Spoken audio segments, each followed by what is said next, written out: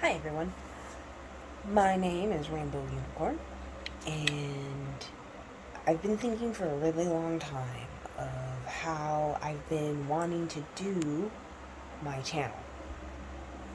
I'm gonna revive it, bring it back to life. I was never popular in the first place, but I did get popular on Instagram, so that kind of encouraged me to really think about how I wanted my whole YouTube channel to go. So basically, what I've learned is that I have to be completely honest, I have to be very blunt, and I have to have confidence in the way that I speak. You know, good posture. Posture, please. This is social media. Nobody gives a fuck. They just watch you for some entertainment. But anyway, um, so my channel, basically how it's going to be revitalized as, is going to be a gaming channel and a slash supernatural stuff. um I personally do have supernatural things that have happened in my life. um so there's that. And I want to be able to share it with the world. I don't want to keep this stuff inside anymore, because sharing things like this, especially if it's like troubling for you, or you out there, or you, um, it's very troubling for me to keep this stuff inside and not be able to share it with somebody who might be able to help me. You know? Because there's people out there right now that are watching this and are like, I know exactly what she's talking about. And it's like, I have such a supportive husband. No, we're not married yet, but I hope to be one day. Like, I pray every day for him to get down on one knee and propose to me. Um, because we really are in love, and I really do want to spend the rest of my life with him. It's just complicated. No, for real though, it is complicated. Like, that's not bullshit or malarkey. I mean, I'm in the situation, so I would know, right? Um, but anyway, as I was saying, it's nice to have someone who's supportive, so when you tell them these things, they don't make you feel like you're crazy. And it's like, for other people who are in the same situation that I'm in, you have to have someone who's going to support you and help you through your time of distress and need. Because these things that have happened to me have affected my life a little bit. Not in a bad way at all. Like, I'm thriving. I'm doing fantastic. I'm blazing. I'm doing great. Um, it's just that these things really tear you down, and you break down, and you cry, and it sucks because you don't know what the fuck's going on, and you don't know why it had to be you. And it's like, I want to know the truth. I want to get down to the nitty gritty of all the situations that happened to me and have closure, so I don't feel crazy anymore.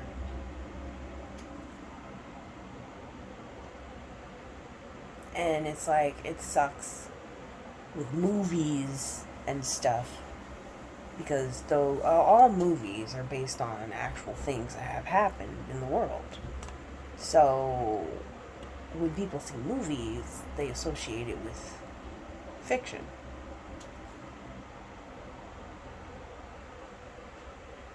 And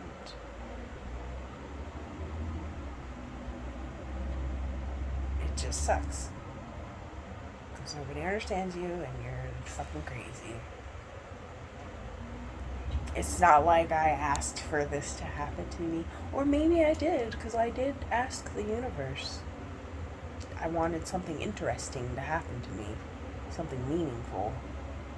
I asked for that for many years, but the weird thing is, it's always been happening since I was a toddler. It's always been happening, and it's fucked up. And I just want some fucking answers. And it's like, if I had some answers, maybe I would just be willing to let you do whatever it is that you're doing to me, if it's positive and for the greater good. And I'm sorry, we're rambling on. So, anywho, I want to get to a story. My story. This is true. This really happened. This is not pretend.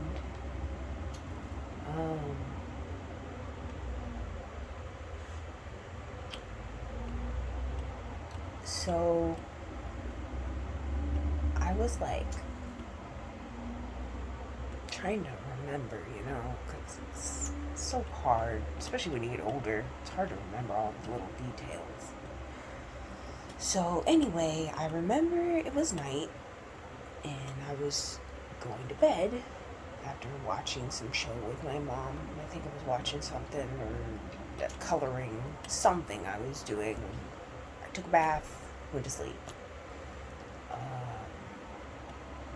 I wake up in a room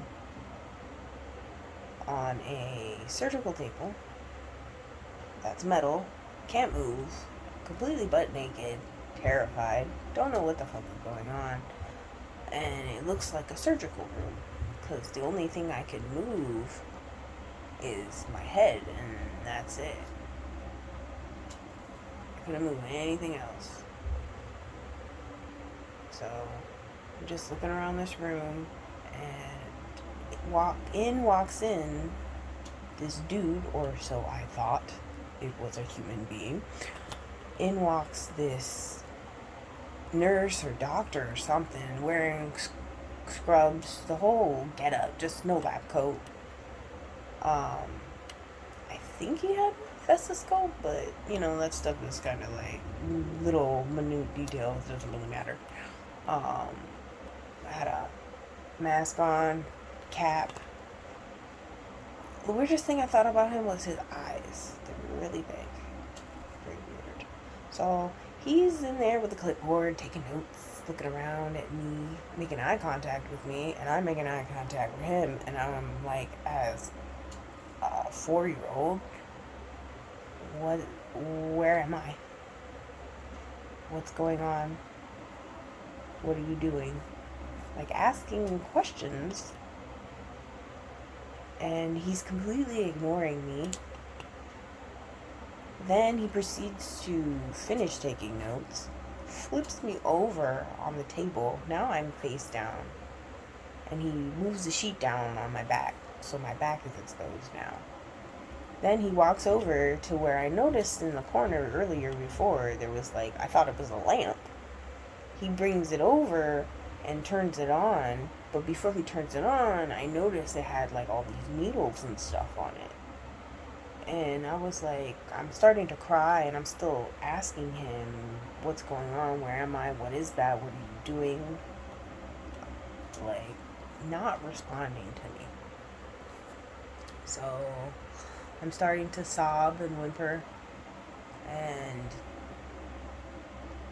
he moves it over to my back and walks away and flips on a flips on a switch, and the needles on the machine start doing this to my back, like slow at first, but then it started to speed up, and the pain, as a 4-year-old feeling something like that. The only thing I can compare that pain to, which was 10 times worse than this pain that I'm about to describe to you. If you've ever gotten a side tattoo piece right here, because I do, because that sensation felt like I was being stabbed to death constantly. So this sensation was 10 times worse than that. But that was happening and I passed out. And then I wake up in my bed again and I'm crying hysterically. And I told my mom about it. She said it was a dream, but my body and my soul and my heart knows that it wasn't. And no, it wasn't paralysis. I know that it wasn't. My husband explained to me that it might have been an abduction of the mind. But the way that the situation happened and like the calculations of everything that I'm adding up in my head is just, there's no way it could have been a mind abduction. Because I've never had a mind abduction.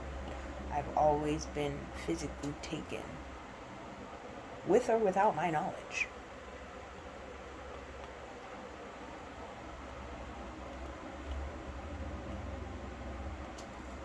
Because I think the reason he thinks that, like, he's not saying that I wasn't abducted, like, ever. Like, I'm sure they have taken me, and I know that they have taken me. That's just what he's saying.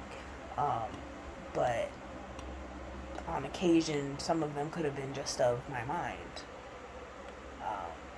And if it was of the mind, okay, but that was the only situation where it was of the mind, because all the other situations, I've literally been taken. Like, there's other stories, and that's the only story that I'm going to share for today, but that is the first abduction that I can remember as a child. And there's an abduction that I had in the future that helped me remember all the abductions that I've had.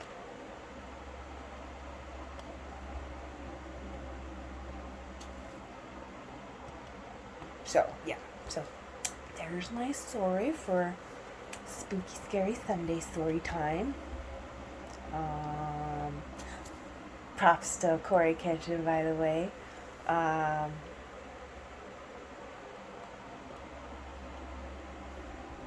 I'm probably going to snag that from you, but I'm going to add on story time. I'll work it out, though. We'll make it fresh. Because I'm not trying to copyright you or anything or get in trouble.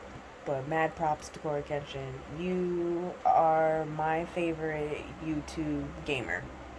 I loved all your videos, and it's cool if you don't come back, man. If you're planning on retire, that's great, because I haven't seen a video of yours in months. So, I've been looking on your channel, you really haven't posted, so mad props, man. And congratulations on the success that you've had in the past 7 years. I hope one day to be as successful as you on this YouTube journey of mine. Anyway, so with that in mind, peace out, and I am out of here. Until next week. You all be safe out there.